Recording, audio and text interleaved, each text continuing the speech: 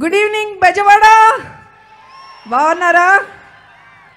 So Ram Gopal Varma గారి దర్శకత్వంలో దాసరి కిరణ్ గారు నిర్మించిన వ్యూహం సినిమా ప్రీ రిలీజ్ జగగర్జన కార్యక్రమానికి నన్ను పిలిచినందుకు ముందుగా మనస్ఫూర్తిగా కృతజ్ఞతలు తెలియజేసుకుంటున్నాను.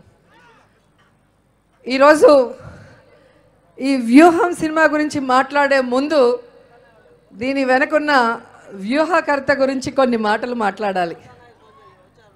బెజవాడ గడ్డ మీద పుట్టిన బెజవాడ ముద్దుబిడ్డ రామ్ గోపాల్ వర్మ గారు, బెజవాడ నుంచి బాలీవుడ్ వరకు తన పవర్ ఏంటో చూపించిన డైరెక్టర్ మన రామ్ గోపాల్ వర్మ గారు. నాగార్జున గారి నుంచి అమితాబ్ బచ్చన్ వరకు సూపర్ హిట్ మూవీస్ ఇచ్చిన డైరెక్టర్ రామ్ గోపాల్ వర్మ గారు. శివ సినిమా నుంచి కంపెనీ సినిమా వరకు ఇటు టాలీవుడ్ అటు బాలీవుడ్ ఇండస్ట్రీని షేక్ చేసిన డైరెక్టర్ రామ్ గోపాల్ వర్మ గారు.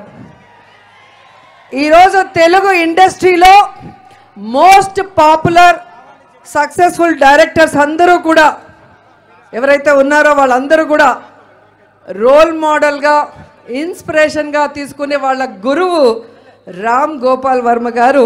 ఈ వ్యూహం సినిమాకి డైరెక్షన్ చేయటం చాలా చాలా హ్యాపీగా ఉంది.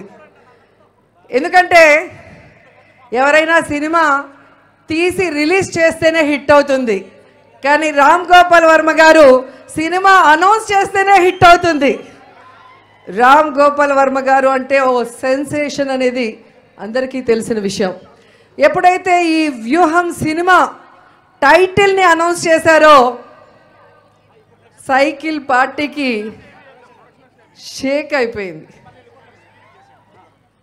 ఆ వ్యూహం సినిమాకి డైరెక్టర్ ఆర్జీవి గారు అని తెలియగానే పచ్చ సైకోలకి తడిసిపోయింది. ఎప్పుడైతే ఈ వ్యూహం టీజర్ వచ్చిందో చంద్రబాబు నాయుడికి చెమటలు పట్టేశాయి.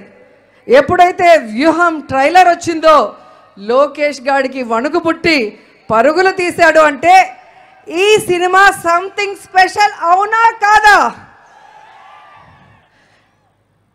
చంద్రబాబు నాయుడి కుట్రలు కుతంత్రాలకి జగనన్న ఆలోచనలకి మధ్య జరిగిన సంఘర్షణే ఈ వ్యూహం సినిమాని ట్రైలర్ చూస్తే అర్థమవుతుంది. కానీ రామ్ గోపాల్ వర్మ గారు బ్రిలియంట్ డైరెక్టర్ అనేది ఈ ట్రైలర్లో ఒక డైలాగ్ చూస్తేనే అర్థమైపోతుంది. ట్రైలర్లో పవన్ కళ్యాణ్ని ఎప్పుడు వెన్నుపోటు పొడుద్దామని చంద్రబాబు నాయుడుని అడిగితే ఆయనకు అంత సీన్ లేదు, తనకి తానే వెన్నుపోటు పొడుచుకుంటాడు అంటారు. సో ఈ 2 monthsలో ఆంధ్రప్రదేశ్లో మారుతున్న రాజకీయాల్ని చూస్తే అది నిజం అనిపిస్తుంది.